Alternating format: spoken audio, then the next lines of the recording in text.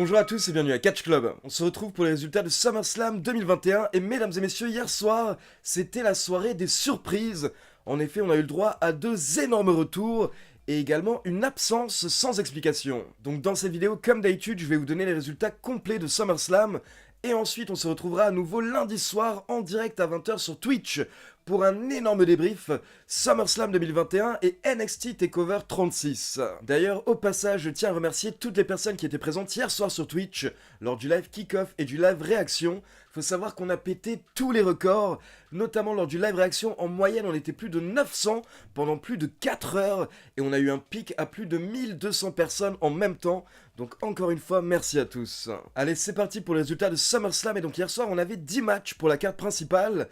Mais d'abord, on a eu le droit à un match lors du kick-off avec Biggie qui a rapidement battu Baron Corbin pour pouvoir récupérer sa mallette Money in the Bank.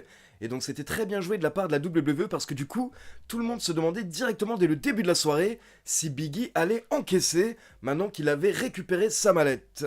Puis on passe à la carte principale du show et la petite critique par rapport à l'entrée et au décor de SummerSlam, car ces derniers mois la WWE nous avait vendu que SummerSlam serait aussi gros que WrestleMania cette année et plusieurs officiels nous avaient parlé d'un énorme décor. Sauf qu'au final, on avait une toute petite entrée et surtout sans pyro, sans feu d'artifice ou quoi que ce soit. Et donc la carte principale démarre directement avec le match pour les titres par équipe de Raw, avec AJ Styles et Omos contre les RK Bro, Riddle et Randy Orton, qui ont vraiment bien bossé ensemble hier soir. Maintenant, comme souvent avec les champions par équipe, dès que Omos est dans le ring, c'est très compliqué pour l'équipe adverse.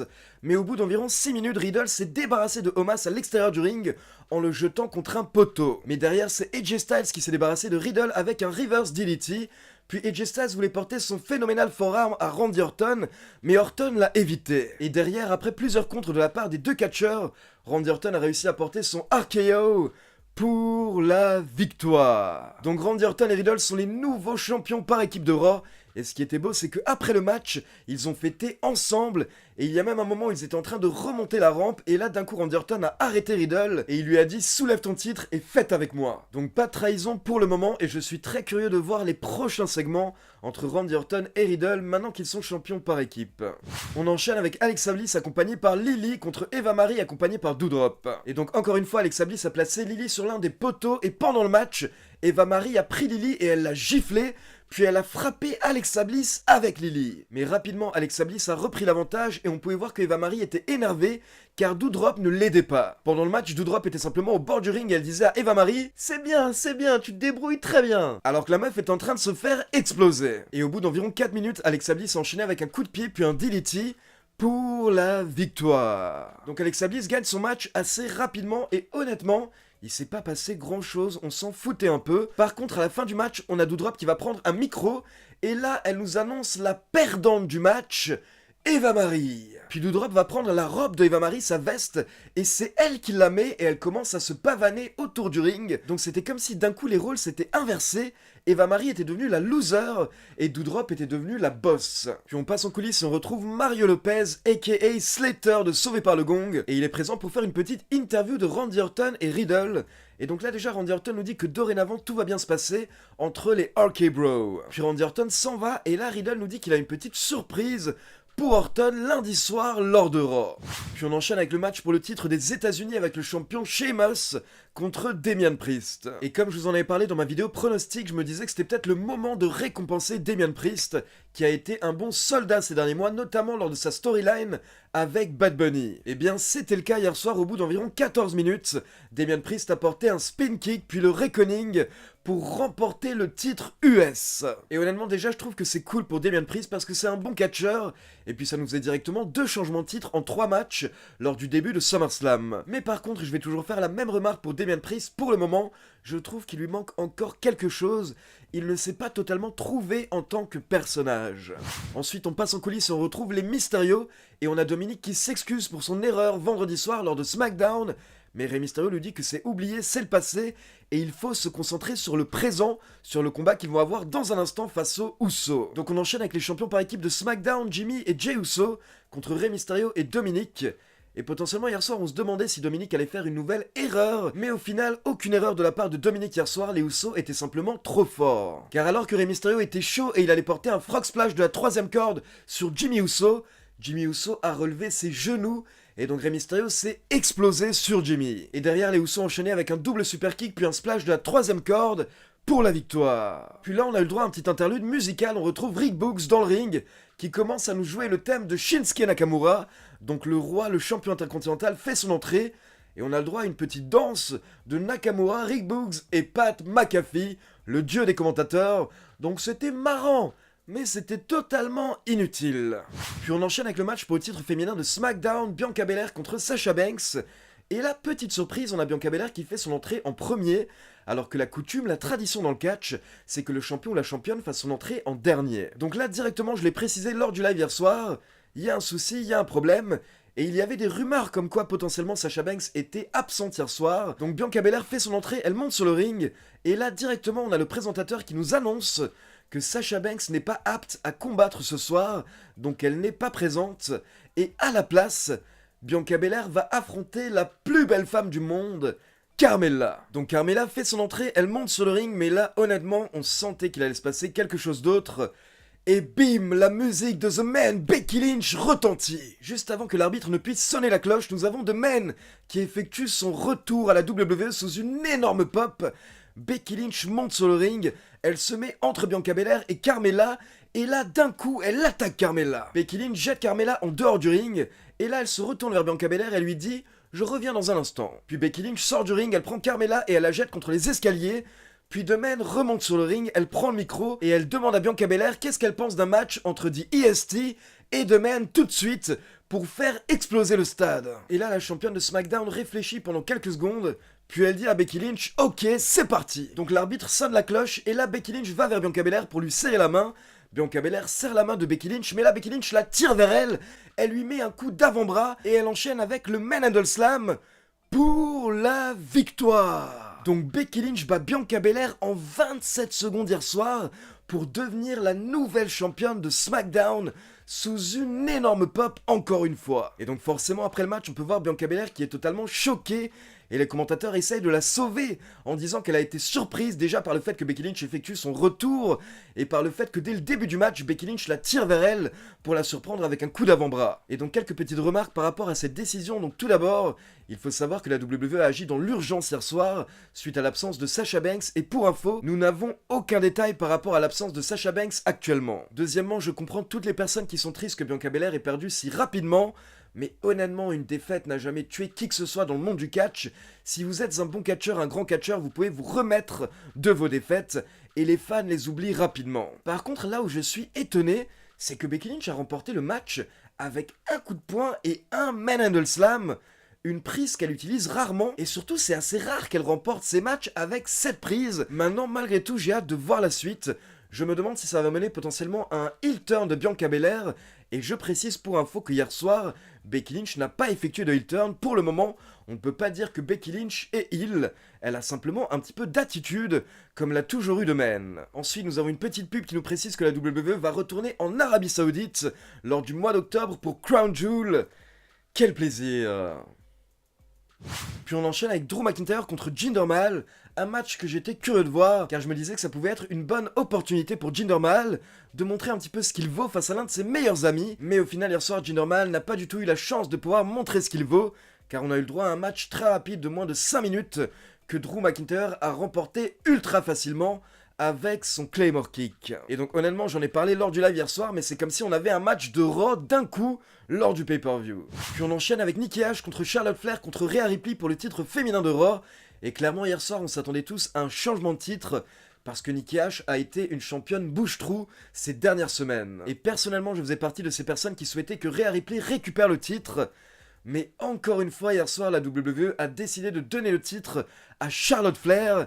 Et honnêtement, je ne vais pas me plaindre, parce qu'encore une fois, le match a été bon, voire très bon, la foule était dedans, et je rappelle que personnellement, je n'ai rien contre Charlotte Flair, c'est clairement l'une des meilleures catcheuses de la fédération et de la planète. Par contre, honnêtement, je ne trouve pas que hier soir, elle avait besoin à nouveau de récupérer ou de remporter le titre. J'aurais vraiment bien aimé voir Rhea Ripley pouvoir se développer en tant que championne. Maintenant, écoutez, c'est clair et il faut s'y habituer, c'est un choix de la part de la WWE. Charlotte Flair est la top catcheuse du côté de Raw, et c'est elle qui risque d'avoir le titre le plus souvent durant l'année. On enchaîne avec l'un des dream matchs de la carte hier soir, Edge contre Seth Rollins, et là on a eu le droit à une entrée un petit peu spéciale. Car Seth Rollins fait son entrée normale, mais derrière les lumières s'éteignent, et là on a le droit à la musique de The Brood, le premier clan de Edge à la WWE, et donc Edge fait son entrée en mode flashback, avec une longue veste et des lunettes noires en sortant du sol. Puis Edge fait quelques pas, et là la musique s'arrête, et derrière on a son thème actuel qui démarre, et là on a le droit à une énorme pop de la part de la foule, donc honnêtement je pense que c'était mon entrée préférée hier soir lors de SummerSlam. Et derrière on a eu le droit à un excellent match de la part de Seth Rollins et Edge, qui a démarré lentement, mais d'un coup Rollins est sorti à l'extérieur du ring, et là il a jeté Edge plusieurs fois contre le poteau et contre les escaliers, et du coup forcément à partir de là Edge a commencé à galérer parce qu'il avait mal au cou, il avait mal à la nuque. Et bien entendu l'objectif de Edge lors du match c'était d'éviter le stomp de Rollins tout en essayant de porter un spear, et à un moment il a tenté le spear mais Rollins l'a contré en lui portant le pedigree. Puis quelques minutes plus tard Rollins a tenté un saut de la 3ème corde mais Edge l'a évité et il l'a contré avec un spear. Mais Rollins s'est dégagé avant le compte de 3. Et derrière, on a Edge qui a continué le travail avec plusieurs soumissions, notamment le Educator et ensuite un crossface. Et là, Rollins a réussi à s'en sortir, mais Edge a chopé sa tête et il a fracassé sa tête plusieurs fois, violemment contre le ring, une bonne dizaine de fois. Et derrière, Edge a terminé le travail avec un sleeper pour la victoire. Donc excellent match entre la légende et la future légende, et j'ai hâte de voir la réaction de Seth Rollins suite à sa défaite lors de SmackDown. Ensuite, nous avons Mike Grom qui nous annonce que hier soir dans le stade, il y avait 51 326 personnes. Puis on a eu le droit à un petit segment avec The Miz et Morrison et Xavier Woods, où Xavier Woods a aspergé de Miz et Morrison. Honnêtement, encore une fois, c'était totalement inutile. Puis on a également eu le droit à une pub pour WWE 2K22, et attention, breaking news, WWE 2K22 ne va pas sortir cette année, mais le jeu sortira en mars 2022. Puis on enchaîne avec Bobby Lashley accompagné par MVP contre Goldberg pour le titre WWE. Et attention, il faut savoir qu'on n'a pas eu le match typique de Goldberg, c'est-à-dire Spear, Jackhammer. À la place, on a eu un match ultra long pour Goldberg, d'environ 7 minutes. Et ce qui s'est passé, c'est qu'en fait, au bout de 2-3 minutes, MVP est intervenu et il a tenté de mettre un coup de canne à Goldberg. Mais là, on a eu le droit à un petit botch, parce que MVP s'est un petit peu raté, il a plus eu les cordes que les jambes de Goldberg. Mais Goldberg a tout de même vendu le coup malgré tout, et derrière, Bobby Lashley s'est acharné sur la jambe de Goldberg, ce qui fait qu'au bout de 7 minutes, l'arbitre a arrêté le match. Donc Bobby Lashley conserve le titre par arrêt de l'arbitre. Mais clairement, Bobby Lashley n'apprécie pas ses décisions, donc là, MVP lui donne une chaise, et Bobby Lashley s'acharne sur Goldberg, il lui détruit les jambes avec la chaise jusqu'à ce que quelqu'un saute sur Bobby Lashley. Donc là, Bobby Lashley le jette au sol et lui porte le Hurt Lock. Et en fait, c'était le fils de Goldberg, c'était Gage Goldberg. Et donc alors que Lashley est en train de porter le Hurt Lock au fils de Goldberg, d'un coup MVP monte sur le ring pour lui dire d'arrêter, car c'est un enfant, c'est un gosse. Je rappelle que le fils de Goldberg a 15 ans, et là d'un coup Goldberg se rend compte que Bobby Lashley a fait mal à son fils, donc il se jette sur son fils pour le protéger, pendant que Lashley et MVP quittent le ring. Et la dernière image qu'on a à la fin du match, c'est Goldberg qui est en train de gueuler « Je vais te tuer !» à Bobby Lashley. Donc honnêtement, c'est pas pour vous faire peur, c'est pas pour vous effrayer, mais j'ai bien peur que la WWE nous prépare un rematch entre Goldberg et Bobby Lashley. Pourquoi pas en Arabie Saoudite à Crown Jewel. Puis on passe au main event de la soirée, John Cena qui défie le chef tribal, Roman Reigns qui a fait son entrée avec Paul Heyman et les Usos. Mais rapidement en fait, Roman Reigns a demandé à Paul Heyman de dire aux Usos de retourner en coulisses. Donc apparemment Roman Reigns veut se débrouiller tout seul face à John Cena. Et donc l'histoire du match, c'est que Roman Reigns dominait assez facilement, mais toutes les 2 minutes, John Cena tentait un roll-up ou un petit paquet de nulle part pour tenter de voler la victoire.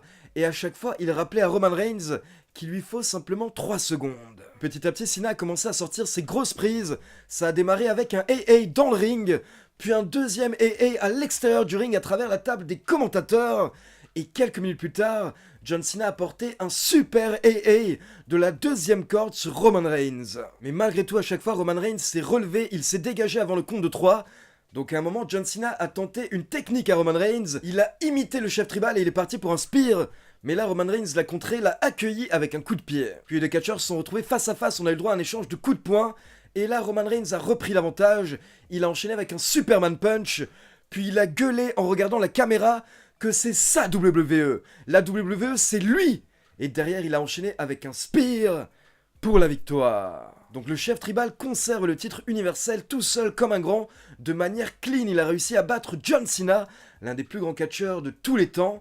Et donc derrière on a Paul Heyman qui monte sur le ring, il donne son titre à Roman Reigns. Mais là d'un coup nous avons la musique de Brock Lesnar qui retentit. The Beast, Brock Lesnar effectue son retour. Je rappelle qu'on ne l'avait plus vu depuis WrestleMania 2020. Et Brock Lesnar fait son entrée, il monte sur le ring et il confronte Roman Reigns. Et à un moment on peut même le voir pointer vers le titre universel. Et donc là on se demande si Lesnar va attaquer ou si Roman Reigns va attaquer. Mais le chef tribal préfère quitter le ring et s'en aller avec Paul Heyman, qui est totalement choqué, car maintenant que Brock Lesnar est de retour, Paul Heyman va se retrouver coincé entre son ancien poulain et son nouveau poulain. Donc clairement, j'ai vraiment hâte de voir ce qui va se passer lors des prochaines semaines du côté de SmackDown. Et pour info, une fois que les caméras ont arrêté de filmer après SummerSlam, il faut savoir que Brock Lesnar a attaqué John Cena dans le ring, il lui a porté 2-3 German suplex puis le F5 pour une belle pop. Donc mesdames et messieurs, que dire par rapport à cet énorme week-end catch? Vendredi soir, on a eu le droit au retour de CM Punk. Samedi soir, on a le droit au retour de Becky Lynch et de Brock Lesnar. Et on enchaîne dimanche soir avec NXT TakeOver 36. Donc voilà, c'est tout pour les résultats de SummerSlam. Maintenant, comme d'habitude, c'est à vous. N'hésitez pas à me laisser vos avis dans les commentaires. Dites-moi ce que vous avez pensé du retour de Becky Lynch et de Brock Lesnar. Et comme d'habitude, n'oubliez pas de liker la vidéo, de vous abonner à la chaîne et de cliquer sur la petite cloche pour être informé de la sortie des prochaines vidéos. Ciao tout le monde!